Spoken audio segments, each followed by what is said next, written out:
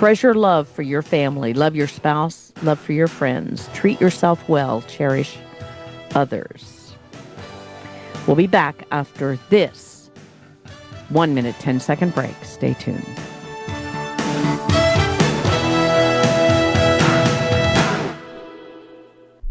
Jump off that exhausting hamster wheel and into balanced living with Dr. Marissa.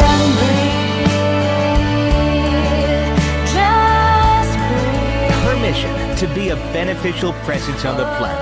Her purpose, to be your personal advocate to live, love, laugh, learn. Her life motto, don't die wondering. Take back your life with Dr. Marissa Fay. Every Thursday night at 7 on Kcaa, NBC News Radio, AM 1050.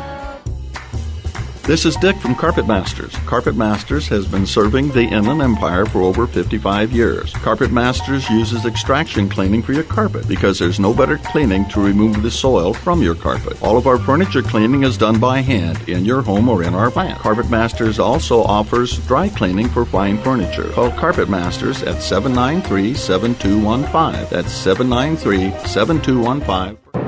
This is 1050 AM KCAA Loma Linda and KCAA FM Yucaipa 106.5 FM.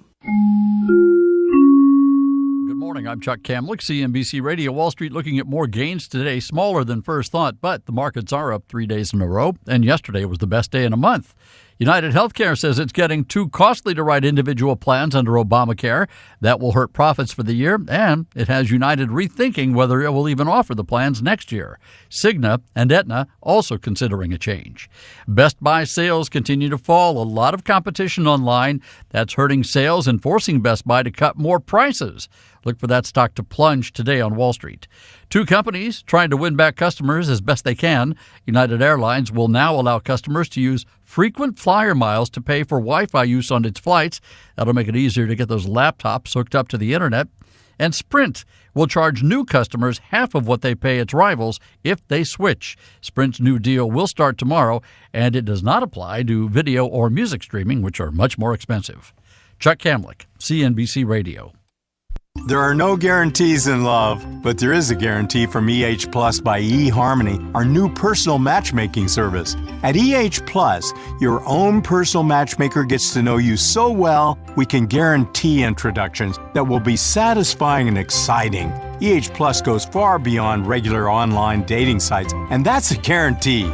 Visit us at ehplus.com/love or call 1-855-930-LOVE. I love running errands. Grocery store, giddy up. Take the kitty to the vet, absolutely. Because my catnip is called the Sirius XM Free Listening Event. 2 weeks of commercial-free music, plus sports, news, comedy, talk, and entertainment for free. Tune in now and get that feeling that starts with H and ends with happy. The Sirius XM Free Listening Event now through December 2nd. Hit the SAT button on your inactive satellite radio to listen now. Learn more at SiriusXM.com/listen free. Sirius XM, Road Happy. Not available on select radios. Consider this your invitation to sell at With your Thursday news, I'm Jim Miller, CNBC News, KCAA 1050 AM and 106.5 FM, the station that leaves no listener behind. Deputies searching for two who say drove by a home Tuesday night, unleashing a barrage of bullets, striking a 13-year-old boy. Deputies found that teen in the front yard of a home in the 21,900 block of Vivienda Avenue, suffering from multiple gunshot wounds. Teen taken to Loma Linda University Medical Center, where he's listed in stable condition, but he did require surgery. The shooters fled the area westbound on Vivienda Avenue. Two homes and one car in the area struck by the bullets. However, no injuries to report. And the Victor Valley Wastewater Reclamation Authorities received a $9 million grant to build a wastewater reclamation plant at Brewster Park. The Park plant is one of two wastewater reclamation plants. The other is in Hesperia near Tamarisk Avenue and Mojave Street. The grant was made available via Proposition 1, approved by California voters last year, which authorized $7 billion in bonds for water supply infrastructure projects. When done, both wastewater reclamation plants will have the capability of producing 1 million gallons of recycled water every single day. Local restaurant and bar were charred Tuesday along with a motorcycle that once belonged to Evel Knievel. Firefighters battled the two-alarm structure fire at about 3:30 at Pazzo's Italian and Pizza Restaurant and Rim of the World Sports Bar near Crest Forest Drive and Highway 138. Mounted on the wall above the fireplace of the Rim of the World Sports Bar was Evel Knievel's Harley-Davidson XR 750. It is unclear how that blaze started. And that's your news. Have a great Thursday. I'm Joe Miller, CNBC News, KCAA 1050 AM and 106.5 FM, the station that leaves no listener behind.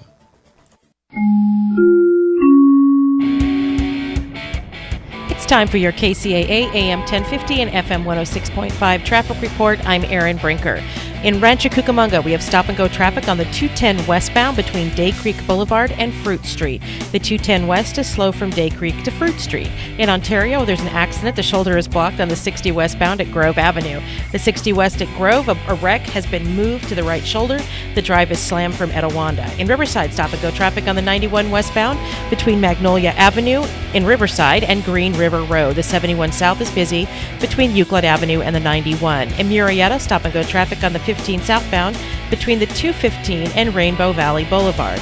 Finally, in Colton, an off-ramp is blocked at the 215 southbound at Mount Vernon / Washington Street. This has been your KCAA AM 1050 and FM 106.5 traffic report. I'm Erin Brinker.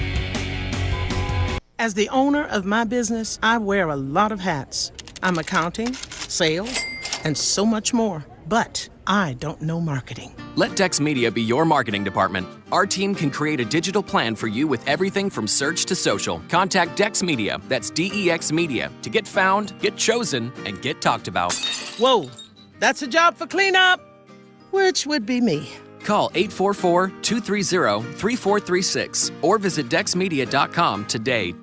Here's your Money Minute with Market Wrap host Mo Ansari. If you follow the markets, you've probably been getting seasick lately. But what if I told you that market volatility can be a good thing? If you're a bargain hunter, this is your coupon. So keep your shopping list handy. If you're a long-term investor with plenty of time before retirement, the money going into your 401k each month will buy more shares when the markets are down. And if you have a good financial plan, you can relax while others worry, because that plan will carry you beyond today's headlines. Of course, you should always consider professional guidance before making any financial decisions. That's your Money Minute. I'm Mo Ansari. For more tips on investing during market volatility and other investment topics, listen to Market Wrap weekdays at 5 p.m. on this station. For a free consultation with Mo Ansari, call 800-388-9700. That's 800-388-9700. Compact Asset Management is a registered investment advisor. Funds Custodian Fidelity Institutional Wealth Services, member FINRA SIPC. You're listening to KCAA, your good neighbor along the way. Everybody shut up.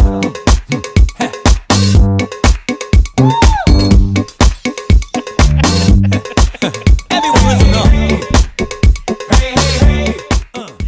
We're playing the Weird Al once again here on the Brink, the morning show on KCAA AM 1050 and FM 106.5. I'm Erin Brinker. And I'm Tobin Brinker. And Todd Brinker's not, is he on? He's on. All right. So Todd Brinker's joining us. He'll be on the air here in just a second. We are, like I said, on the Brink, the morning show on KCAA AM 1050 and FM 106.5. We're big Weird Al fans, so yes, we are. We love that we're listening to this morning. In fact, I think from now on I'm going to have people call me Weird Tobin. No, please just don't. Because No. and you can be Weird Aaron. No. No. That's not a thing. You're a professional, sir. That's right. That's not a thing.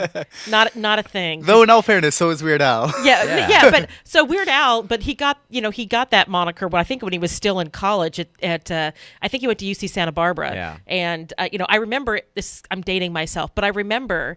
As I've talked about before on the air, staying up way later than I was allowed to and listening to Dr. Demento at 11 o'clock at night at the old KMET radio that was awesome. I used to listen to that too. It was like Sunday nights, really the late, and hearing Weird Al with his accordion. And that's where he got started. That was the best. Mm-hmm. So before we get started, I want to let everybody know all the ways they can listen to KCAA AM 1050 and FM 106.5. Of course, you can find us us on the FM, the AM dial, like I just said. You can also find us at kcaaradio.com, where you can listen to all of our, or not listen to, you can find all of our social media, Twitter, LinkedIn, Instagram, YouTube, and Facebook. You can click to listen right online. You can watch our embedded Ustream feed. If you have an Apple device, you can use the TuneIn app to listen to live shows or pick up the podcast. And if you have an Android device, you can do the same at kcaaexpress.com. If you have none of the above, you can call to listen at 832-999-1050, 832-999-1050. Now, before we jump into Todd's Tech Time, big news out of the city of San Bernardino. And Tobin, you want to talk about that? Yeah, look, the city of San Bernardino had a late meeting yesterday. I don't want to call it a secret meeting because they had to post it, but people kind of became aware of it sort of late. And the main item on the agenda was talk about the city manager, Alan Parker. And he has been having some challenges. His name keeps popping up. The mayor and he had been clashing a lot over the last year. And I think we got to welcome Todd real quick. Hi, Todd. Hi there. Sorry about that. We're hearing you now. Okay, Tobin, keep going. So basically what we've got in the news today is that Alan Parker's last day as the city manager for the city of San Bernardino will be December 31st. The city council agreed Monday to modify his contract to include a year's severance pay in exchange for his resignation. And that's according to a source that was in the room for a closed session vote. This is from the Sun newspaper. Although state law generally requires action taken during closed session to be reported at the end of the session, City Attorney Gary Sines said Monday that there was no reportable action. Mayor Kerry Davis on Wednesday refused to say whether a vote had taken to terminate Parker. That is not something I can say, Davis And he said. can't. Yeah. He can't. So whoever spilled the beans to the newspaper probably violated the Brown Act, and closed session is supposed to be confidential. Unless, of course, it was Mr. Parker himself. He can talk about his own job status without violating that. And his year's salary is $221,976. Yeah. And I always have like a really bad feeling when I see those numbers. We've seen this happen before where top executives in government posts walk out the door with a very handy sum. And especially in a bankrupt city like San Bernardino, it just kind of turns the stomach. And that's not a comment about Mr. Parker. No, this is the agreement this is what was mutually agreed upon. Yeah, this is not a statement about him or his quality of work. It's just a statement about how I feel as a citizen when I see a government employee who is essentially going to walk out the door, in December and with an extra year's pay. And I don't have a problem with giving a severance package, but a whole year at that rate just strikes me as really egregious. Right. Certainly nobody else gets those kinds of deals, and it really burns me up. We were talking about this off the air. It was, Edna Herring, when she left the Rialto Unified School District, it was more than $300,000, if I remember correctly. It was. And hers, of course, was done by a group of school board members who had just lost their election, and they had a 1-month window before the new board members came in, and in that lame duck session, voted to give her that money, knowing that they weren't going to be held responsible. They'd already been held responsible. Voters had already kicked them out of office. Right. And that was just so wrong. And and again, not a comment about Edna Herring and her abilities, but just a comment about, again, these are tax dollars. It just feels wrong. It feels wrong. Yeah. These are tax dollars, money that should have been used for, in Rialto's case, for the kids of the school district. In the city of San Bernardino, in the case of, it's a bankrupt city that needs every dollar. Parks and libraries have been closed, streets aren't getting fixed, but this guy gets $221,000 extra dollars. It just burns me up. Yep. Well, they're bound to their contract, and it was mutually agreed upon, and it just, it's frustrating. As a taxpayer, it's frustrating. And, of course, we don't know the details. We do know that there was no love lost between the mayor and the city manager. Yeah. And, they both had made that clear. It's been abundantly clear. So, it'll be interesting to see who they can get in. I mean, it's a bankrupt city, so who are they going to hire? I'm excited to see the process that they go through. They do have a gentleman who's there as an assistant city manager who is very, very highly thought of, Mr. Menace, who I've met him. I think he's wonderful, and I've heard just great things about him. I suspect that he will be the interim and potentially they may just say, hey, we're just going to keep him in that position and find another assistant underneath him, because he's very, very qualified and I think has built the relationships with council members and the mayor and has people's trust. So we'll see what happens. So we have about 2 minutes before the break. Let's go ahead and kick off Todd's Tech Time. You ready, Brandon? From my heart and from my hand, why don't people understand my intention?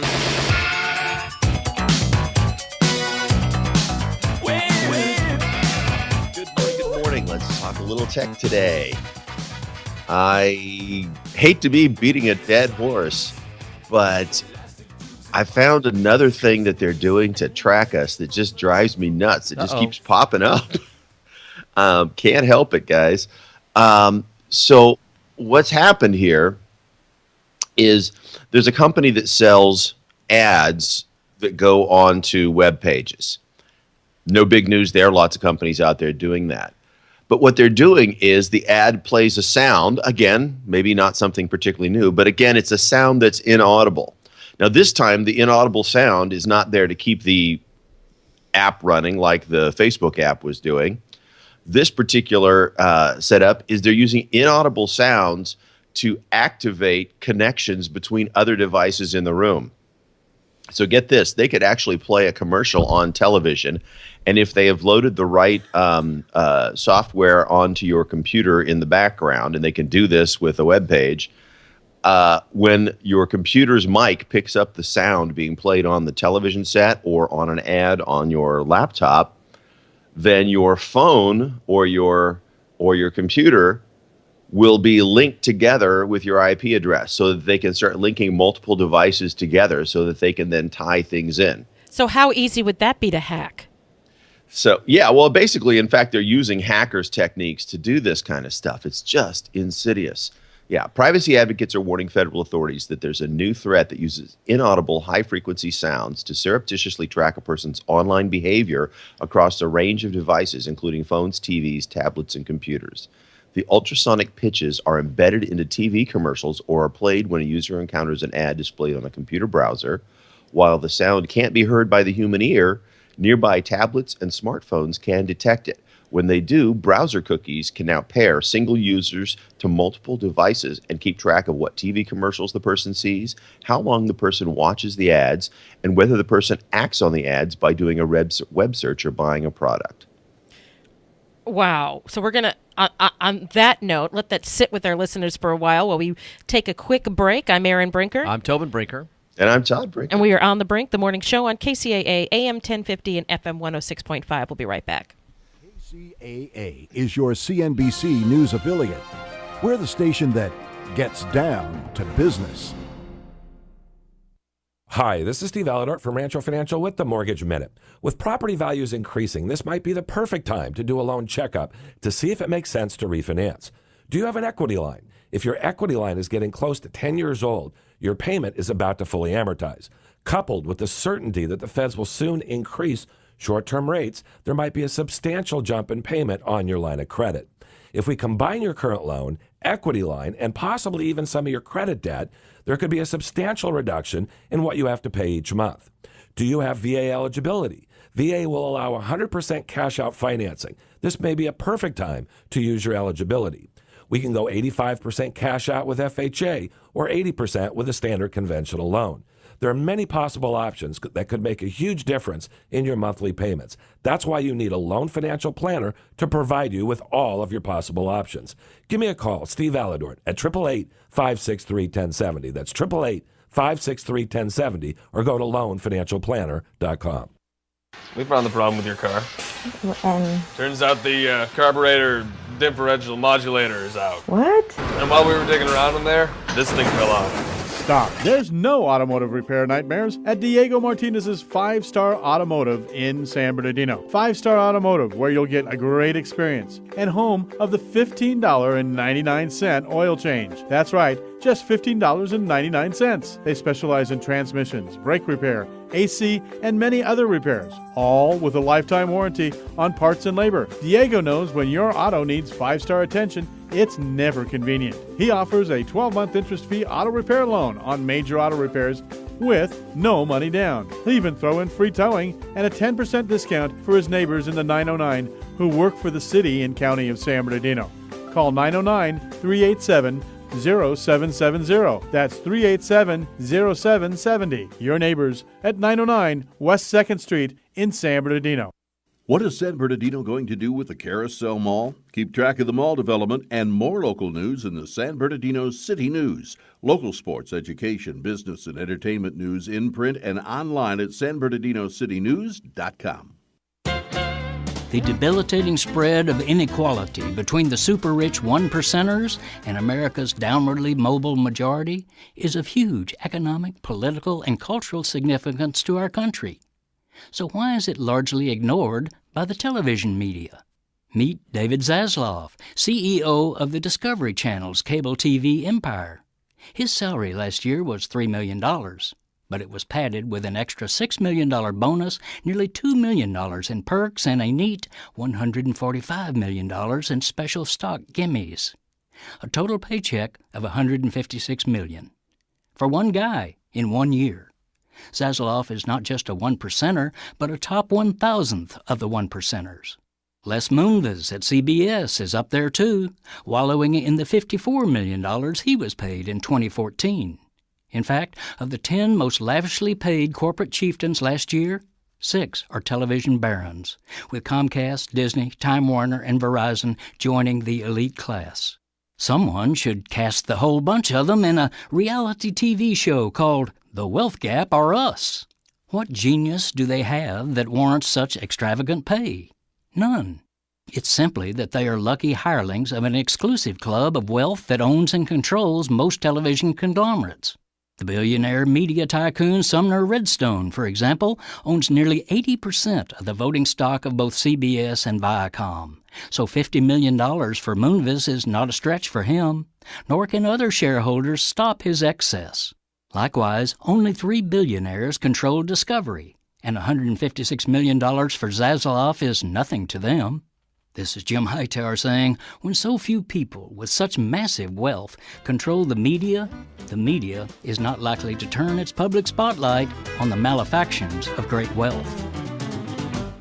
The most diversified radio station on the dial, KCAA.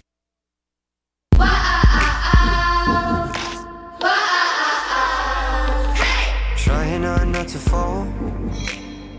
On the way home, you were trying to wear me down. Welcome back. I'm Erin Brinker. And I'm Tobin Brinker. And I'm Todd Brinker. And we are on The Brink, the morning show on KCAA, AM 1050 and FM 106.5. So we continue our conversation of, Todd freaking us out by letting us know exactly how we're being tracked by yet another source. So keep going, Todd. Yeah. I'm sorry. I don't mean Todd's Tech Time to turn into the surreptitious tracking time, but it's I promise we'll get back to other interesting tech things. No. These just seem to be hitting us one right after another. Yeah. This is called cross-device tracking, and it's actually already in use by several companies. One of the companies called Silverpush actually started publicly reporting this about a year ago. And they have received about $1.25 million in venture capital in the last year. Here's a great example of something that they can do with this cross-device tracking. Okay, imagine, if you will, a company that can see that you searched for an STD, a sexually transmitted disease symptoms on your computer. Then you looked up the directions to Planned Parenthood on your phone. Then you visited a pharmacy. Then you returned to your apartment. Oh, that's creepy. Yeah, previously those kind of things, those various components of your journey would have been scattered amongst different services and devices. Cross-device tracking allows them to put all that stuff together, and then they can make inferences about things. And some of those inferences can be completely wrong, but it's the fact that they can put that kind of stuff together. And currently there's no requirements for opt-in, no requirements that they tell you that they're doing this. It's all in the background. Actually, this past Monday, the Federal Trade Commission scheduled a workshop or held a workshop to discuss the technology and its possible implications. And the Center for Democracy and Technology wrote a comment document to the FTC, talking about how they felt that there were some possible infringements on existing laws, and so they're trying to take a look at this anyway and see what the impact might actually be on people. Now, I can see as a marketer, this is great because you can really tell your customers how the marketing that they're doing is working. I mean, specifically, what motivated them to click or buy or whatever. But from a consumer standpoint, this is really unnerving. Especially, I mean, I'm a naturally curious person, and I read a lot of news from a lot of different sources. And if I don't know much about something, I'm going to start Googling it. So, how many times have I gone, especially with all the Planned Parenthood stuff? We'll keep using that example. It's like, oh, well, do they do this? Do they do that? And I start reading about subjects that really don't affect my life, except that I'm curious. Yeah, me too. I mean, my natural, over the course of an evening, sitting watching television or something, I will probably, hit the internet 8 or 10 times to say, well, who's this or what was that, or who's that actor, or exactly. Or what did they just talk about? I've never heard of that, or I didn't know they did that, and so I'm looking at all kinds of stuff that could be driven by a commercial or whatever, which I guess is kind of what they want. I don't know. Yeah. Yeah. Well, okay. So there's nothing that the consumer can do, right? I mean, at this point, there's nothing you can do. The FTC is looking at it. I think that Tobin hit the nail on the head the other day when he said that we thought Big Brother was going to be the government, and certainly the NSA is out there tracking us, as we learned from some of the Snowden files. But I think that some of the more insidious things that Big Brother is doing is through corporations. That Big Brother turned out to be our corporate buddy. Yeah. And, I think that we need to, as individuals, start looking at ways to push for laws that make this stuff transparent. It's fine if they're going to do it, but, they need to give us the opportunity to opt out, and we need to be able to see what it is they're collecting and say, okay, that's fine. You can have that. I don't care. Or we should be able to go in and at least see what's there and debate it and say, hey, comment on it. If a medical insurance company, a medical provider, or anybody involved in the medical community were to leak any bit of that information that you used in your example, they would be in trouble because of HIPAA. But a marketer could then go through the back door and know where you got that prescription filled and know all that information. Now that is really frightening. Yeah, absolutely, absolutely. And the leaking the data is a HIPAA violation. But if you come across the data, I don't know that it is. It is because the people who are supposed to have had control over that data are supposed to prevent that from happening. But if you are looking up side effects for, let's use AIDS, for the cocktail of drugs that people take for AIDS, maybe then a marketer could have an idea that you have AIDS, especially if you go to a prescription, you go and you fill a prescription, you check on it online, you do all those sorts of things. If a hospital let that information get out, they'd be in deep trouble. Oh, absolutely. I'm not saying that. What I'm saying is that the hospital would be, the releasing of that data would certainly be a problem for a hospital. But if this type of information, given the example that we just did there, was purchased from a marketing company by an insurance company, I don't think it's a HIPAA violation for the insurance company to buy that information and say, hey, we wanted to find out, what the preponderance of people getting prescriptions for this particular drug was, because they have to make their covered drug list. And in that same chunk of information is people who might be more likely to have HIV or to be promiscuous, and so they can then adjust their insurance rates based on that. And I'm not sure that's ethical, but I don't think it's illegal. Yeah. Hey, Todd, I've got two issues I want you to address for me. You mentioned at the beginning of your statement on this that this is something that sort of is coming from hackers. Can you talk about how this evolved from malware, and then also is there a tool or something we can use to maybe block these sounds, or at least know if they're doing it to us, like something will light up on our computer and say, hey, that they're using these high-pitched sounds that I can't hear, but my computer will obviously hear it? Do we need to bring our dogs in the house while we're using our computer? Yeah. You're seeing Ear Dog, right? And it was like Rover starts howling and and then it's like, uh-oh, something's going on. That's right. Yeah, pull the plug, go dark. Well, let me take those in reverse order. First of all, right now, I don't believe that there's any tools available to deal with this, because although the technology has sort of been evolving, it's it's fairly new in terms of just general awareness within the technical community. And so, it's an audible thing. It's sent through sound. So when you're not using your computer, you can mute the sound. That doesn't mean that if they played an ad with ultrasonic sound on your television that your computer still wouldn't pick it up, but your computer can't be the source of that sound if you have the sound turned down. Same thing with your phone, that kind of stuff. I know a lot of kids are used to having their phone on mute all the time because when they come in and out of class, they don't want it going off. Yeah. And so they're used to that, and theirs are already muted. So in that sense, you've cut off one aspect, the transmission of the ad. So that's an easy fix. The flip side of that is it's using techniques that when I said that it wasn't like this developed from hackers, but they're using hacker style techniques, which is basically finding non-standard programming policies or non-standard ways of thinking to get information that you wouldn't think they would be able to get that way, like the transmission of sounds. It's funny because they had actually started using this like inaudible sound thing for pairing devices. It was an idea that was used a few years back as a way before Bluetooth was really, really taking off and becoming a way of doing things, or they started doing the RFID technology in the phones in order to pair your phone to your local network and stuff. What they would do is you'd be able to go to like a web page that would create that audible sound, and then you just place your phone near the computer speaker and your phone would automatically sync up. And that kind of thing has been around for a while. And this is basically using the same technology, the same idea, just in a much less user-beneficial, user-friendly way. Yeah. Wow. Well, on that note, why don't we go ahead and take a break? We have a guest coming up after the break that I'm really excited about, and we will tell you all about it when we get back. I'm Erin Brinker. And I'm Tobin Brinker. And I'm Todd Brinker. And we are on The Brink, the morning show on KCAA AM 1050 and FM 106.5.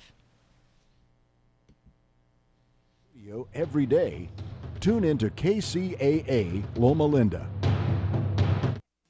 California headline news: a Downey police officer found shot to death overnight. Location of the discovery: the parking lot of the department's police station. A homicide investigation underway. The officer not yet identified. A helicopter crashes and catches fire at Palomar Airport in Carlsbad. The 2 men on board killed. Flight instructor Perry Kagan was on the north side of the runway when it happened. When the tail broke off, it tipped over, the blades broke off, and that's when the engine kept running without the blades on it, and then it blew up. Investigators not sure if the crash was the result of mechanical failure or pilot error. The airport is closed this morning. Some state lawmakers critical of Governor Jerry Brown's stance on refugees coming out of Syria. State Senator Randy Vidak says more needs to be done to strengthen security. At a minimum, we must temporarily close our borders to Syrian refugees. Governor Brown not among the nation's governors, refusing to take in refugees over security concerns in the wake of the terror attacks in Paris. Geico weather, more dry conditions warming up in Southern California. Jeff Scott, California News. Geico presents Unanswerable Questions. Why are yawns contagious? What makes some ketchup fancy? Or the big one, why doesn't everyone switch to Geico and they could save 15% or more on car insurance? However, you could be a part of the answer by switching to Geico and saving hundreds for yourself. Money you could use to purchase bottle after bottle of the fanciest of ketchups. Geico, the answer to savings. 15 minutes could save you 15% or more. The following is a serious Geico commercial. Geico's been perfecting car insurance for over 75 years, and that shouldn't provoke a belly laugh. It should provoke deep admiration, like when you consider Geico's dependability, always there to provide help on the phone, online, or on the mobile app, which isn't a laugh riot. And no one would cackle at the hundreds of dollars Geico could save you on car insurance. In conclusion, you should take switching to Geico seriously, because their over 75 years of savings and service is no laughing matter. Geico, saving people money on car insurance for over 75 years. It's time for your KCAA AM 1050 and FM 106.5 traffic report. I'm Erin Brinker. In Ontario, there's an accident. The center lane is blocked on the 60 westbound before Vineyard Avenue. This solo crash is in the number 2 lane. In Chino, stop-and-go traffic on the 60 westbound between Mountain Avenue and the 57 Orange Freeway. The 10 west is slow and go from Euclid to Reservoir. The 210 west is heavy from Haven Avenue to Foothill Boulevard. In Riverside, stop-and-go traffic on the 91 westbound between Magnolia Avenue Avenue in Riverside and Green River Road. The 71 South is busy between Pine Avenue and the 91. In Ontario, stop-and-go traffic on the 10 eastbound between Haven Avenue and Etiwanda Avenue/Valley Boulevard. In Riverside, stop-and-go traffic on the 15 northbound between Temescal Canyon Road and Highway 91. In Murrieta, stop-and-go traffic on the 15 southbound between the 215 and the 79 South Temecula Parkway. In Paris, slow traffic on the 215 northbound between Nuevo Road and Van Buren Boulevard. In Moreno Valley, stop-and-go traffic or slow traffic on the 215 northbound between Alessandro Boulevard and University Avenue. The 60 West is busy between Kcaa to the 215. And finally, in Colton, an off-ramp has reopened on the 215 southbound at Mount Vernon/Washington Street. This has been your KCAA AM 1050 and FM 106.5 traffic report. I'm Erin Brinker. From the KCAA Weather Center, I'm Ron Pritchard. For this morning, we've got sunny skies, a high near 81 today. Tonight, clear skies, a low near 50. Friday, sunny with a high near 84. Friday night, mostly clear, low near 55. Saturday, sunny with a high near 80. Saturday night, mostly clear with a low near 55. Sunday, sunny skies, a high near 76. Sunday night, mostly clear with a low near 49. Monday, sunny with a high near 71. Monday night, mostly clear, low near 48. Tuesday, mostly sunny with a high near 64. Tuesday night, chance of rain, partly cloudy, a low near 45. Wednesday, a chance of rain, partly sunny, and a high near 61. That's your weather forecast for this hour from the station that leaves no listener behind, NBC News Radio, AM 1050 KCAA. As the owner of my business, I wear a lot of hats. I'm accounting, sales, and so much more. But I don't know marketing. Let Dex Media be your marketing department. Our team can create a digital plan for you with everything from search to social. Contact Dex Media, that's DEX Media, to get found, get chosen, and get talked about. Whoa, that's a job for cleanup, which would be me. Call 844-230-3436 or visit dexmedia.com today. The Colton cement plant is closed and the rail yard is expanding. Find out what's happening next in the Colton City News. Get more local news, local features, and a great calendar section full of local events for your family. The Colton City News, in print and online at coltoncitynews.com. Don't miss a minute of the action. Check out the podcasts at www.kcaaradio.com. The station that leaves no listener behind, KCAA. Till I drown in your head.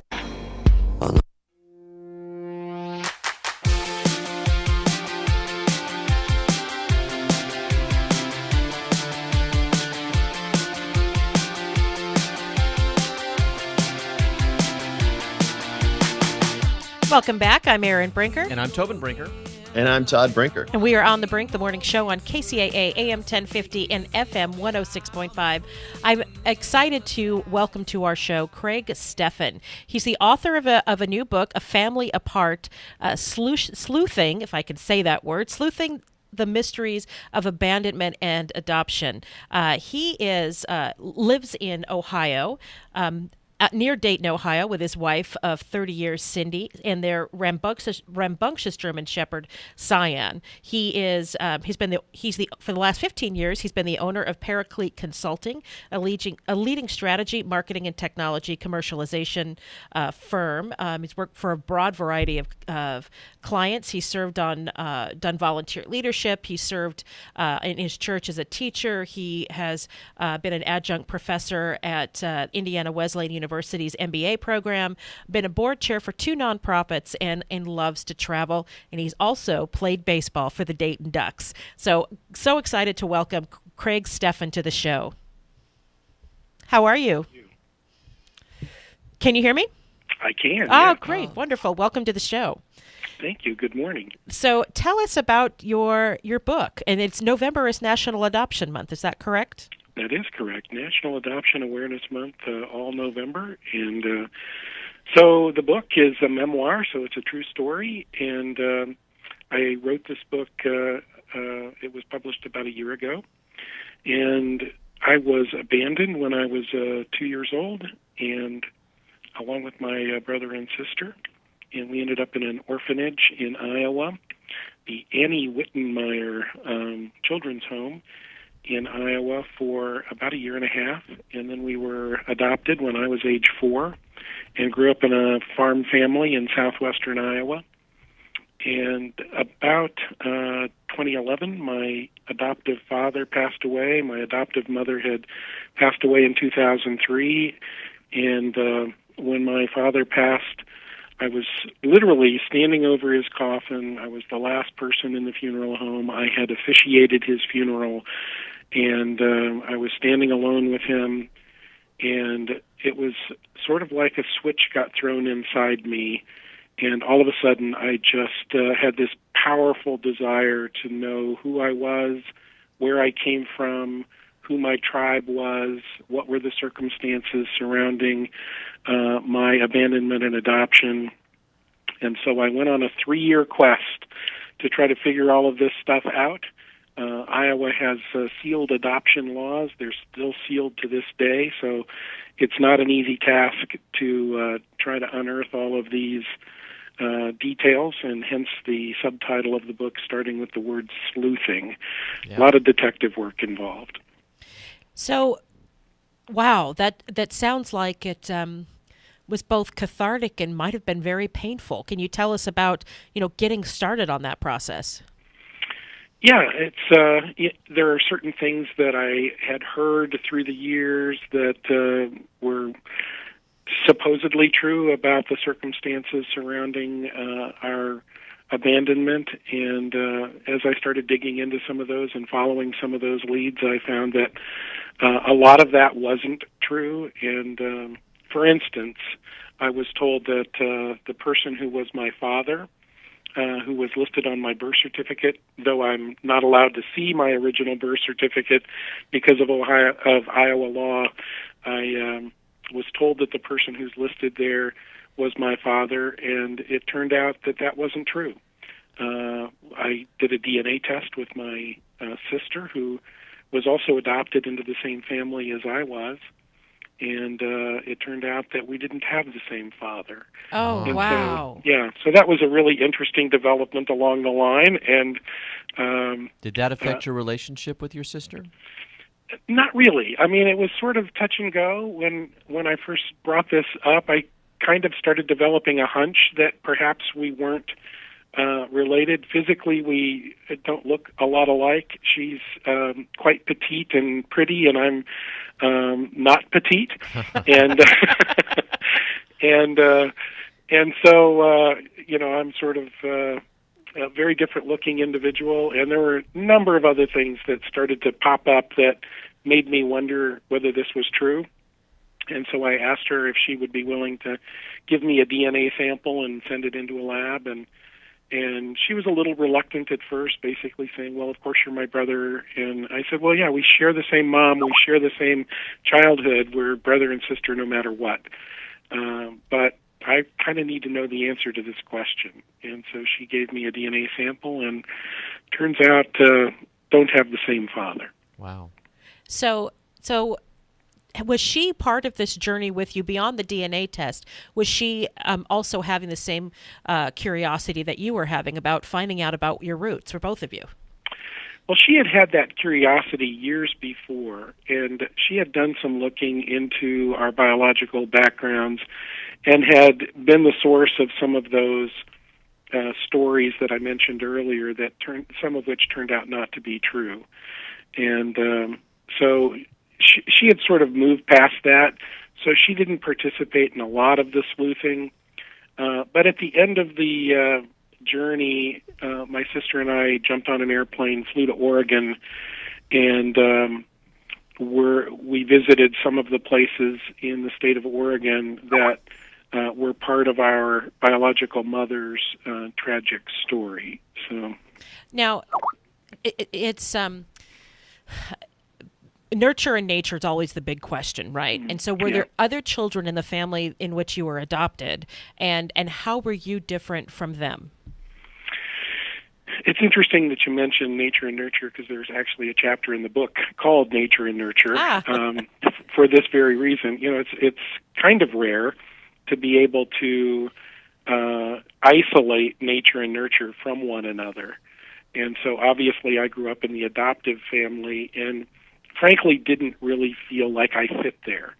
And so, my adoptive parents meant really well, and they were good providers, hardworking, salt-of-the-earth kind of people, but they weren't particularly warm or affectionate, and they didn't have any of the same interests that I found myself having. And I didn't really have any shared interests with my sister with whom I grew up, or an adoptive brother who was also part of the family that wasn't biologically related to me in any way. We just didn't have a lot in common. And so then eventually finding answers about my biological family, both on my mother's side and on my father's side, so many more similarities there, even though we never knew each other.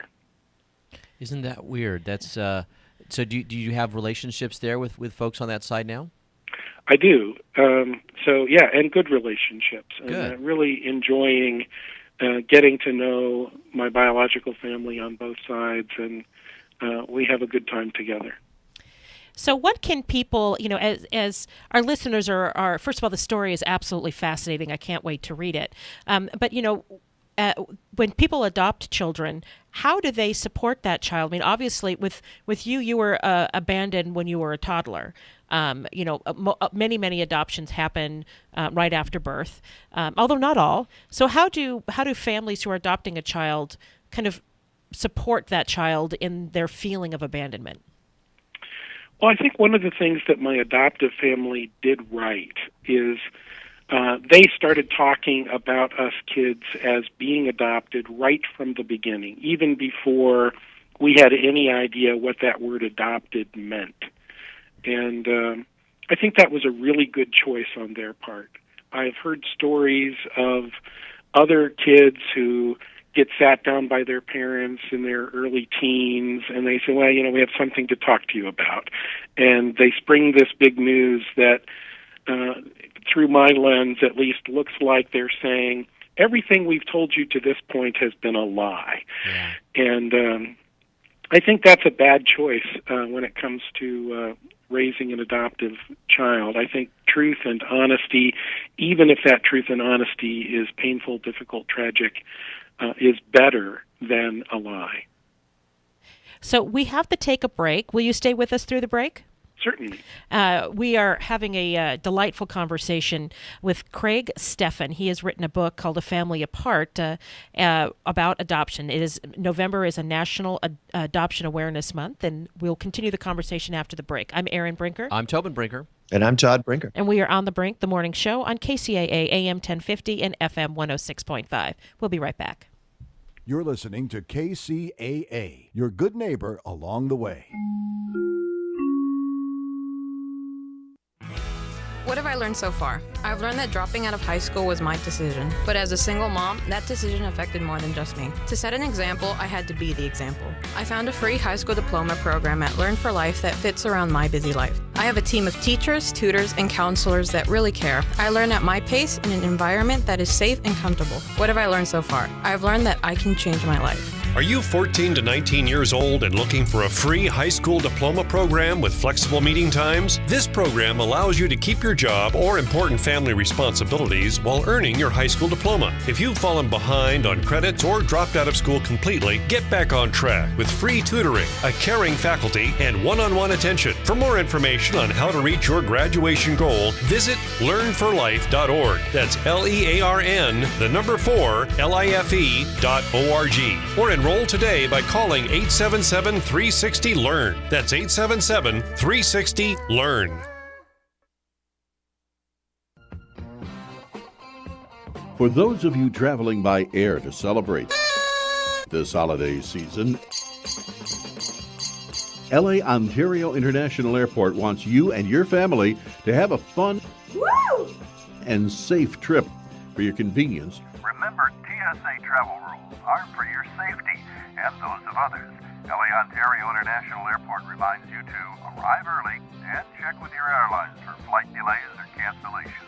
ONT offers 62 daily flights to 15 nonstop Western cities. This year, Santa brings your airport the Paws Pet Assisting with Smiles stress relief program.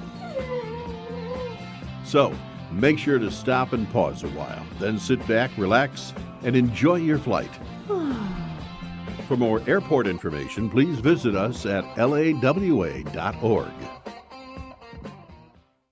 And now it's time for another Support San Bernardino Spotlight. Hi, my name is George Hahn. I am the Senior Minister at the Center for Spiritual Living Inland Empire. In the next few weeks, we would like to support San Bernardino by highlighting the outstanding things about our city. Today's program features Dennis Baxter from Habitat for Humanity. Thank you, George. I'm very proud that Habitat for Humanity San Bernardino area has been serving the residents of the area since 1992, so that's 24 years of building homes and building hope. Each partner family participates in our own curriculum in the greater San Bernardino area that provides guidance and resources to a successful long-term experience as being a homeowner. We have financial literacy classes that they go through so they understand the difference between being a homeowner and being a renter. Our Brush with Kindness program helps out low-income folks with, simple chores around the house. And, of course, our Restore, located in Redlands, is a real part of our fundraising effort. So it's building homes, it's building hope. Folks can give us a call at 909-478-1176 or habitatsb.org. This program was underwritten by Center for Spiritual Living Inland Empire. If you would like information about today's program, please contact me, Reverend George, by calling 909-883-7171. That's 909-883-7171. Are you particular about the vitamins and supplements you take? Have you found that the big chain stores simply don't have what you need? Then you should know about the Vitamin Center of Agora Hills. You'll find rock-bottom prices on gourmet, top-quality vitamins and mineral supplements at the Vitamin Center. Get 30% off on all supplements and homeopathic products. All, not just selected merchandise. In addition, you'll find 30% off on all cosmetics, soaps, shampoos, toothpaste, makeup, hair coloring, and lip gloss. And all tea products are discounted 20%. Why go anywhere else? See for yourself at the Vitamin Center of Agora Hills, or check out the savings and place your order online. VitaminCenterAgoraHills.com. Start saving by getting what you need from the Vitamin Center of Agora Hills. And tell a friend that the Vitamin Center ships nationwide. Call 818-707-0005. That's 818-707-0005. The Vitamin Center of Agora Hills. KCAA, where every day is a great day. KCAA, Loma Linda.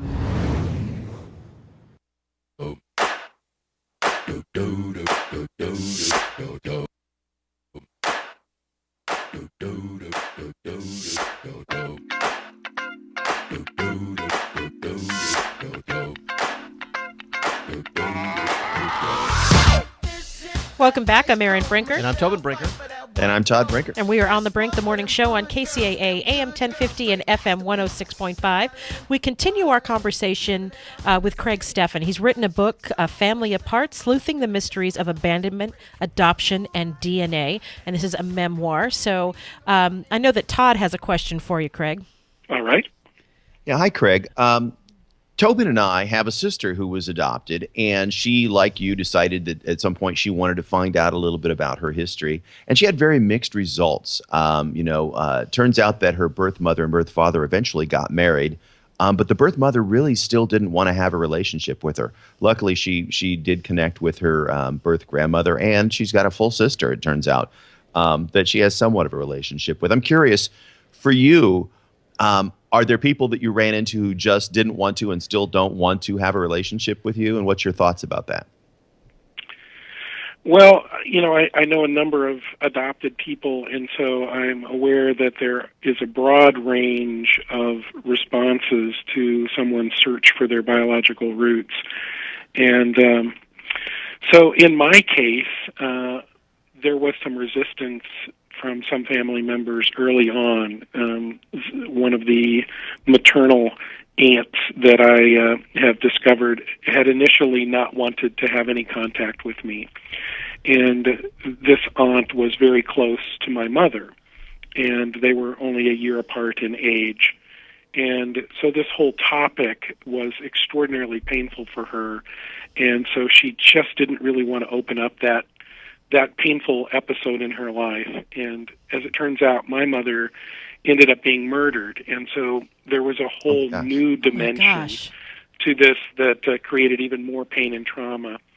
And so, but eventually she softened, and we now have a wonderful relationship. And I eventually found out who my biological father was. And initially there was some sort of disbelief or denial in regard to whether or not I might actually be a biological child of his. And but again, that also has softened, and he and I have played golf together and talk on the phone regularly, and I think, at least speaking from my perspective, I'm enjoying that relationship, and I certainly hope he is too. So I just can't wait to read this book. I mean, there's so much here. Where can people find it? Is it on Amazon? Is it in your local bookseller? Where can they get it? Yeah, pretty much anywhere online. So Amazon, Barnes & Noble. It's available in hardcover, paperback, ebook, Nook, Kindle, all the various versions, and pretty much any bookstore in the country. If they don't already have it in their inventory, they can certainly get it for their readers. So it's widely available, and many libraries are carrying it as well. If you don't have the coin to drop on it, you can pick it up at the local library. And do you have a website? Are you on social media? How can people follow you? Yeah, the best way to follow me is on my website. It's CraigAStephan.com, and it's CRAIG, middle initial A. Last name is S like Sam, T like Tom, E like Edward, F like Frank, F like Frank again, E like Edward, N like Nancy. Well, that's wonderful. Thank you so much for joining us today and writing this very compelling story. I'm sure it took a little more courage than people might imagine to put all of this down. Well, there are a lot of adoption stories out there. I encourage people to tell those stories, and it is somewhat rare that a male adoptee tells a story. There are a lot of female adoptees telling their stories, and I applaud them. But I'm one of the rare ones who sees this through a little bit different lens. So everyone has a story, tell yours. Thank you so much for joining us today. It's like I said, it's been great talking with you. Thank you, Aaron. I appreciate the time. Thank you. So I was Craig Stephan. Check him out at CraigStephan.com, and I can't wait to get this book. It just sounds very good. Yeah, it's fascinating, and I keep thinking about how DNA played such a key role in that and helping him, and I think that, it's amazing how science can really help us to fill in some of those blanks, isn't it? Yes, it really, really is. Oh, there's a fly here in the studio. That's not annoying at all. Yay for technology. So there's been a big change, and we've got time for a couple of stories, or maybe just one story. The American Medical Association on Tuesday called for a ban on direct-to-consumer ads for prescription drugs and implantable medical devices, saying they contribute to rising costs and patient demands for inappropriate treatment.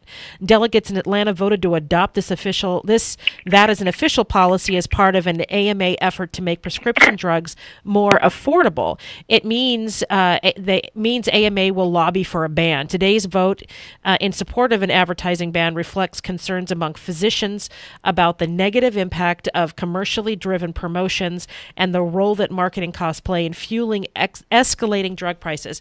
And what I wonder is, the big drug that everybody has talked about being expensive is Harvoni, which is a hepatitis C drug that's like $1,100 a pill or something. And I don't think that's an exaggeration. I think that's what the cost is. Yeah.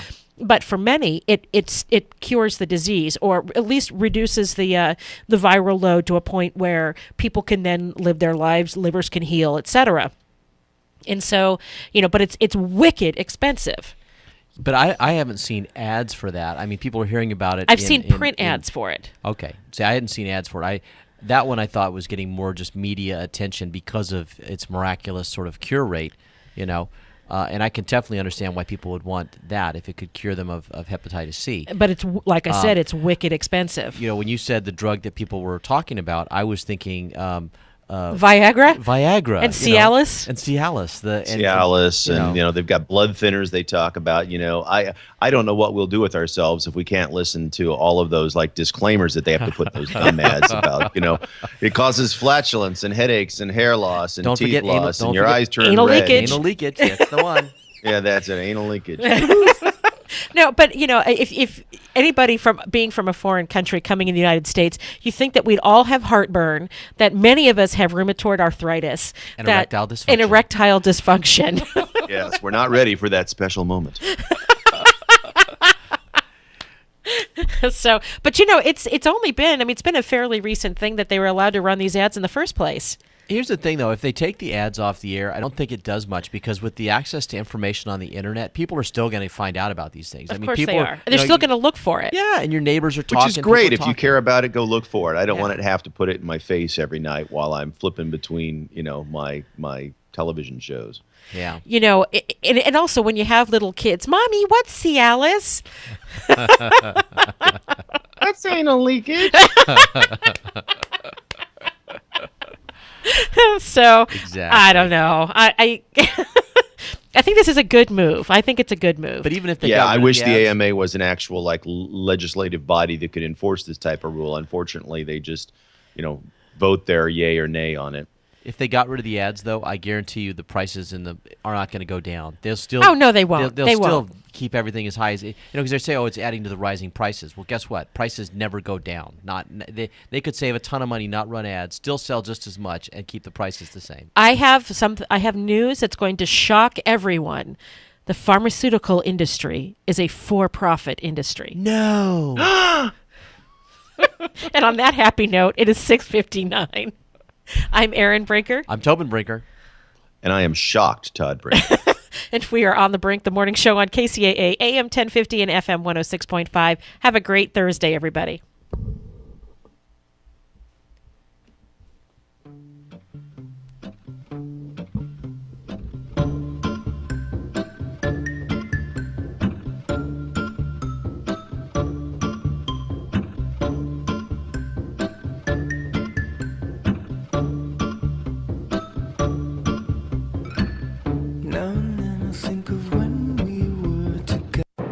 This is 1050 AM KCAA Loma Linda and KCAA FM Yucaipa 106.5 FM.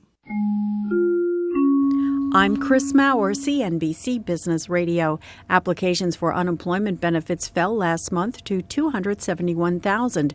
Claims have now been below 300,000 for 37 straight weeks. That's the level associated with a healthy jobs market. But traders are worried it will make it more likely the Fed will raise interest rates next month. Traders will be listening intently for clues about that possible rate hike when a couple of central bank policymakers speak today. Dennis Lockhart and Stanley Fischer are slated to make speeches. The Philadelphia Fed's manufacturing index rose more than forecast in November. That's the first time in 3 months the numbers have risen. Square is one of the year's most hotly anticipated IPOs, but pricing fell short at about 25% less than it had hoped. And dating site owner Match Group also going public today. Chris Maurer, CNBC Business Radio. There are no guarantees in love, but there is a guarantee from EH Plus by eHarmony, our new personal matchmaking service. At EH Plus, your own personal matchmaker gets to know you so well, we can guarantee introductions that will be satisfying and exciting. EH Plus goes far beyond regular online dating sites, and that's a guarantee. Visit us at ehplus.com/love or call 1-855-930-LOVE. I love running errands. Grocery store, giddy up. Take the kitty to the vet, absolutely. Because my catnip is called the Sirius XM Free Listening Event. 2 weeks of commercial-free music, plus sports, news, comedy, talk, and entertainment for free. Tune in now and get that feeling that starts with H and ends with happy. The Sirius XM Free Listening Event now through December 2nd. Hit the SAT button on your inactive satellite radio to listen now. Learn more at SiriusXM.com/listen free. Sirius XM, Road Happy, not available on select radios.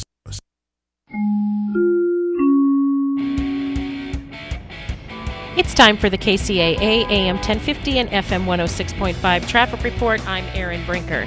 In Rubidoux, there's an accident. The right lane is blocked on the 60 westbound at Valley Way. Stop and go traffic from Rubidoux Boulevard. In Chino, stop and go traffic on the 60 westbound between Central Avenue and the 57 Orange Freeway. The 10 west is slow and Grove from Grove to Reservoir. The 210 west is heavy from Haven Avenue to Foothill Boulevard.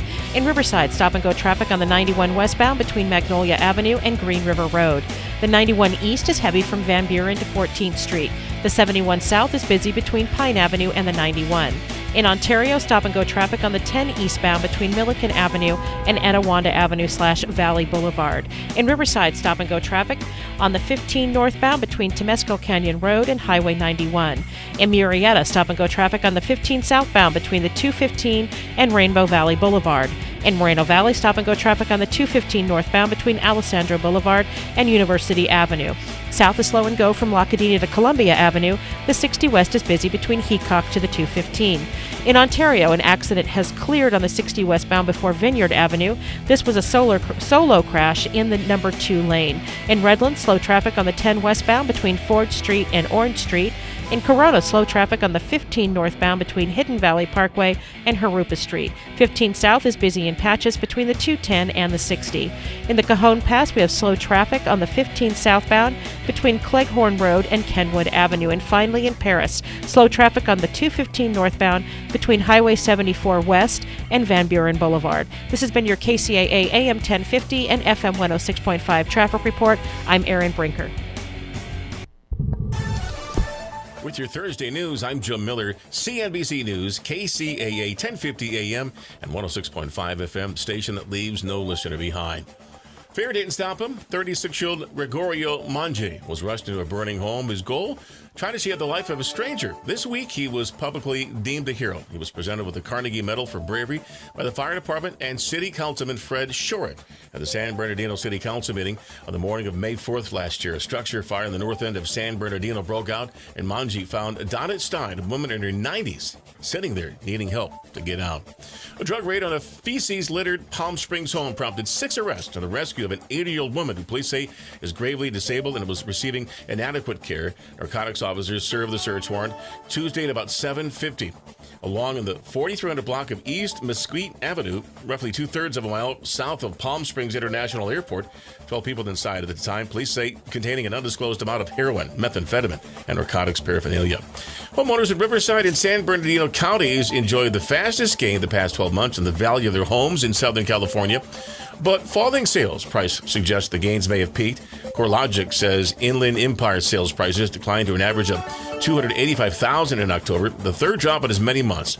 San Bernardino County recorded the sharpest drop, more than 3% from September. Prices have not returned to their all-time peak set in 2007. I'm Jim Miller, CNBC News, KCAA 1050 AM and 106.5 FM, a station that leaves no listener behind.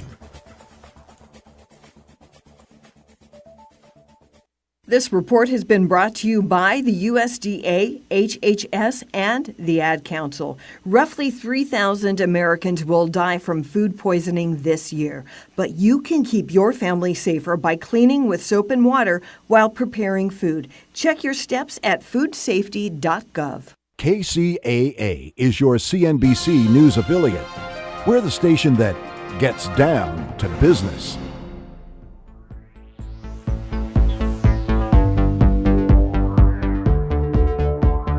He has been a professional money manager for the last 18 years. He is a regular contributor to the Fox Business Channel and Bloomberg Radio. In addition to this, he is a regular contributor to TheStreet.com and MarketWatch.com. Now he's live here on the Wall Street Business Network. Here is Bill Gunderson. And good morning. Welcome to the Best Stocks Now radio hour with professional money manager Bill Gunderson. This is Rob Sanford sitting in for Bill this morning. It's 1 week before Thanksgiving. Here we are with the Thursday before Thanksgiving. And typically you don't get to hear me blab except on Fridays. But today Bill is a little bit under the weather. Those of you that were listening to the show yesterday may have noticed the occasional clearing of his throat or the occasional hack here or there. And, I told him last night as he was leaving the office, I said, well, if you need tomorrow to be Friday, and let's just assume that you're not going to get much better. She says, "Oh no, I'm going to be just fine. I'm going to be better. I'll go ahead and do the show." And we talked about an hour ago via text, and he said, "Okay, buddy, you've got the helm here this morning." Now, I'm sure he's listening, and he's working on the newsletter, but he is under the weather. It must be that cold, brisk 50-degree morning. Hey, listen, the Dow Jones Industrial Average this morning is just a teeny tiny tick in the green at 17,741. NASDAQ at 5084, S&P 500 at 2085, and crude oil is right at the doorstep of $40 a barrel. It's at $40.53. Gold at 1079, kind of hovering where it's been for quite some time now, and the markets tend to be just a little bit uneventful this morning, considering all of the news in the market this morning. So welcome to the Best Stocks Now radio hour with President of Gunderson Capital Management, Bill Gunderson, and this is Rob Sanford sitting in for Bill this morning. It's funny that I've had a couple of clients and faithful listeners to the radio show in the last few days say, "Why does Bill start the show twice?"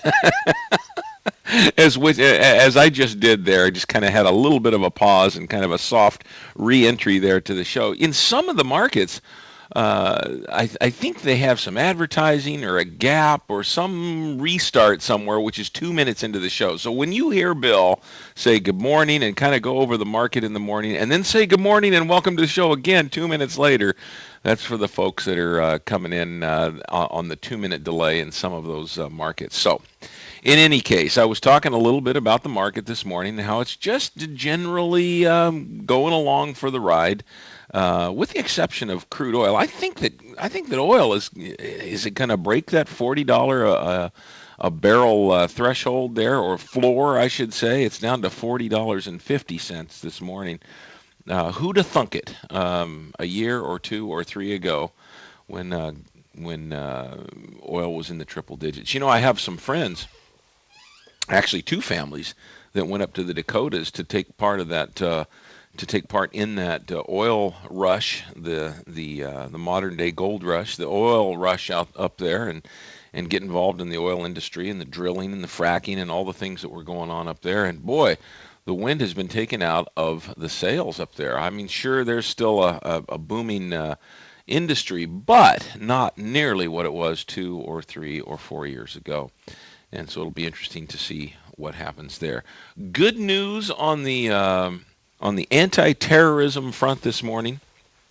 Those that watch the news or tune in, I'm glad to hear that the suspected mastermind of those Paris attacks died in that police raid yesterday. And supposedly his cousin or buddy or friend or co-conspirator there was taken out as well.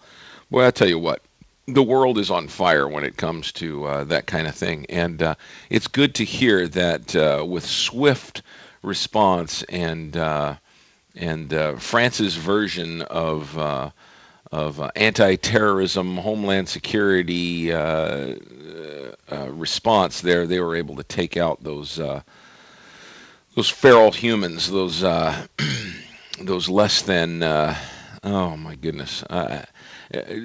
Don't get me started or get myself started. I could go off on that for a while, but it's just amazing to me the evil and the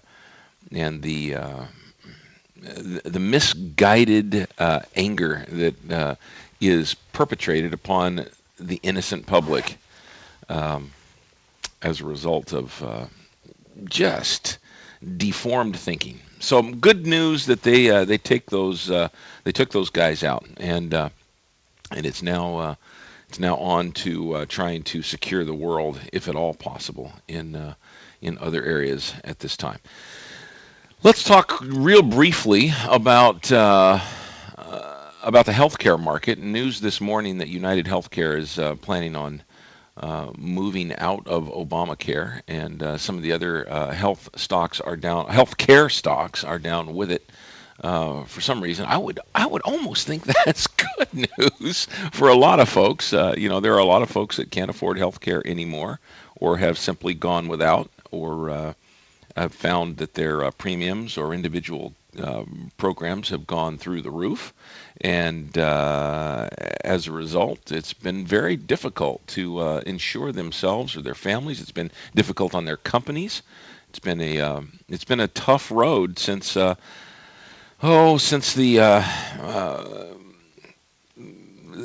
purported wonderful arrival of a new healthcare plan in America, and there's been a lot of incentives and a lot of capitalistic incentive to be in the healthcare business. Certainly, as doctors and nurses and hospitals and clinics have realized, a lot of that incentive has been taken away, and then also the red tape and the gobbledygook involved in trying to collect from a variety of different sources has just gone through the roof, to where support staff and additional expense has had to been added in some of the individual practices, and so it has not been the giant success that we were promised. So we'll see what happens there in the healthcare, health insurance market as we're looking at this recent announcement. Bill is very good at kind of recapping what's going on in the financial world. He puts a little bit of personal insight and a little bit of politics and world events in the process, but he really draws it back in and shows folks how it is a part of our financial world, how the things that go on in our world and our little blue marble affect the financial markets. And so if you'd like to hear what he has to say, just because he can't talk doesn't mean he can't type, and he's working on the newsletter today. If you'd like to hear what he has to say in this week's newsletter, which will come out Saturday, go to GundersonCapital.com. And once you're at that website at GundersonCapital.com, go ahead and click on the newsletter tab, fill out a name and a city where you're coming from and an email address, and we will send you a copy of the Gunderson Capital Best Stocks Now newsletter. You'll have the latest and greatest, the insight, the wisdom, and financial scripture, as I like to call it, from Bill Gunderson as he prepares his epistle this week. And I'm sure that as he's listening to the show this morning from his secret bunker, and as he is preparing for this weekend, he'll have that newsletter out early on Saturday this week, because he'll be out of the office today. He'll be out of the office tomorrow as Stephen and I do the show, and he'll have that newsletter out. He might even have it out by tomorrow night, but certainly by Saturday morning. So go to GundersonCapital.com, sign up for the newsletter, and you'll get your first copy this week. And for those of you who would like to talk to Bill, or have him go over your statement, or kind of give you a checkup when he gets back in the office on Monday, go ahead and send us an email. You can send it directly to me, Rob at GundersonCapital.com. That's Rob, like Robert, short for Robert, Rob at GundersonCapital.com. Shoot us over an email if you'd like to attach a statement, or have Bill give you a call, or have me get you together with Bill. We can do that.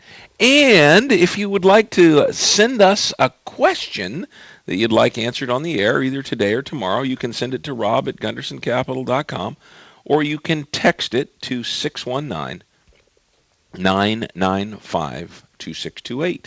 Again, that's 619-995-BOAT, and that's BOAT, 995-2628. And when we come back, I got a story to tell you. It's really kind of a first world story, but I'm going to tell you a little story about a local event taking place here in San Diego, California. This is Rob Sanford, in for Bill Gunderson on the Best Stocks Now Radio Hour. We'll be right back.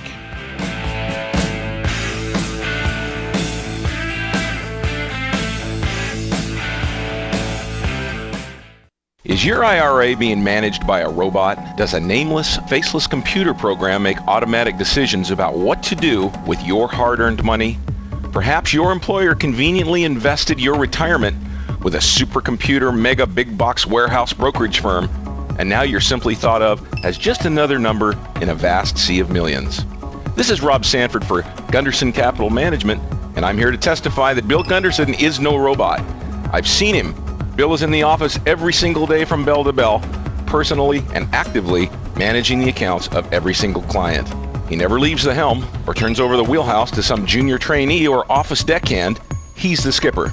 His decisions are thorough, well thought out, researched, and conducted with great care. So give Gunderson Capital Management a call at 855-611-BEST. If you're driving right now and can't write it down, just search Bill Gunderson on the web when you get home. So say goodbye to the robot and shake hands with Bill Gunderson today. What are the leading asset classes in the market right now? Stocks, bonds, cash, gold? BestStocksNowApp.com. What are the leading indexes in the world currently? U.S., Europe, Japan, South America, emerging markets? BestStocksNowApp.com. What are the best sectors of the market now? Energy, technology, retail, financials, healthcare? BestStocksNowApp.com. What are the best stocks in the market now from a valuation, relative performance, and perspective? Exxon, Celgene, Apple, Delta, just a few. BestStocksNowApp.com. The Best Stocks Now app database currently has over 4,000 stocks, indexes, exchange-traded funds, and mutual funds to choose from. What are the best ones now? BestStocksNowApp.com. The Best Stocks Now app was invented by Bill Gunderson and Douglas Apperly. Bill Gunderson is the president of Gunderson Capital Management. In addition to the PC version, the Best Stocks Now app is also available on Apple and Android platforms. BestStocksNowApp.com. As world events test the nerves of the everyday investor, are you confident that your money manager will know what to do? Will he or she calmly pick up the phone and explain the way to prosper in times of turmoil? Or will they even pick up the phone at all? This is Rob Sanford for Gunderson Capital Management. It's nice to know that Bill is at the helm, steering around financial storms and maybe even profiting during a downturn. If you're constantly hearing the words stay the course or asset allocation from your financial advisor, perhaps it's time to get in touch with Bill. The folks at Gunderson Capital Management will actually pick up the phone and speak with you personally. Bill will look at your current positions and rechart a course that just may keep you from going over the falls alongside your rookie tour guide. This is not the time to hitch your wagon to some junior planner who doesn't even know your name. There is almost always an answer. Search Bill Gunderson on the web or give him a call at 855-611-BEST.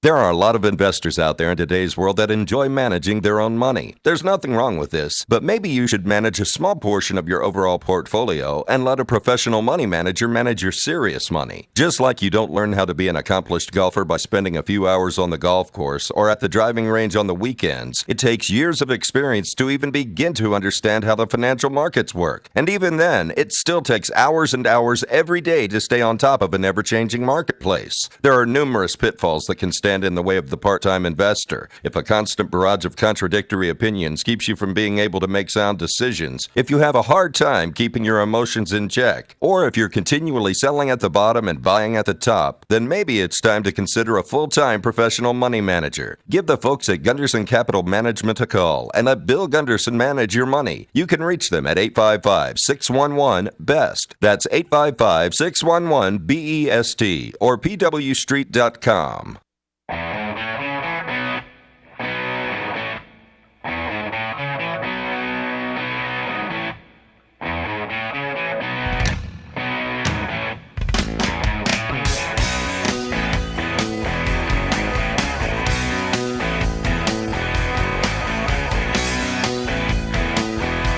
And welcome back to the Best Stocks Now radio hour with professional money manager Bill Gunderson of Gunderson Capital Management in San Diego, California. This is Rob Sanford sitting in for Bill as Bill is recovering, or maybe he's still on the upswing of the first cold of the season. He started hacking a little bit and had a little bit of the sniffles going on here in the office yesterday, and I could hear him during the show starting to wither a little bit. However, he stayed all the way through the close of the show yesterday, and I told him last night as it started to get dark and dip down into the 60s. Oh my goodness! I know for you guys in Minnesota, that's really cold. But as it started to dip down into the 60s, I said, Bill, if you need me to do the show in the morning, I'll be glad to take it over, and you can stay home and work on the newsletter. He says, no, I've got it. No problem, I've got it. Well, about 5 o'clock this morning, I think he changed his mind. And so he's working on the newsletter this morning that'll come out into the inboxes of all the faithful followers all over the world as subscribers to the Best Stocks Now newsletter. He's at home in the secret bunker portion of his home working on the newsletter, and it's my pleasure to be your guest host this morning as we discuss the markets and shoot, it's 1 week away from Thanksgiving. I'm sure there's a lot of nervous birds in the country right now. It's the time of year when Butterball and all of the other turkey farms are reaping the benefits of their hard work all year long. I'm looking forward. I think I'm going to deep fry a turkey this year. We tried it once before years ago and made a huge mess in the kitchen, and I've since found out you're not supposed to do that in the kitchen. You're supposed to do that outside. And technology has gotten better as far as these deep fryers and the propane tanks and all of the education and the learning curves that's gone into learning how to properly deep fry a turkey. And I hear the secret is 350 degree peanut oil. I hear peanut oil is the way to do it. If you use any other type of oil, I hear it's not as delicious and tends to be a little greasier. But if you'd use the peanut oil at 350 degrees in one of those outside cookers that you can buy at Lowe's or Home Depot or one of those other stocks that we own here at Gunderson Capital, and go buy that turkey cooker, it could be a neat experience. I'm going to try it again this year. Heck with waiting for that little red button to pop out of the turkey breast in the oven. I'm going to just fry it like a like a big old beer battered piece of fish, but I'm not going to beer batter it, so we'll see what happens. I'm looking at the ticker symbol this morning here as we look at the markets. All these folks that are getting ready to celebrate the beginning of the holiday season as they head out shopping and act like Santa for all their friends and family and kids, of course. I can imagine the amount of credit card and debit card transactions that are going to take place in the world in the next 30 days. Can you imagine? I wonder what the number is. How many swipes? How many keypads are going to be smoking with transactions as a result of people electronically making purchases with debit cards or credit cards? And I'm looking at Square. Square is a credit card processing company. They make the hardware. They also give you some analytics and some other things. I know Bill talked a little bit about it yesterday, but I'm watching the ticker this morning, seeing some of the comments. Square, get this, is up 51, about 50% in their stock this morning. 52%. I'm looking at it right now. It's at 1365. It's up 52%. Now that's if you only had a crystal ball, that's a heck of an increase for a company that makes these little credit card processing deals. If you haven't seen them, they look about like, and I know there's a lot of folks that have a smartphone.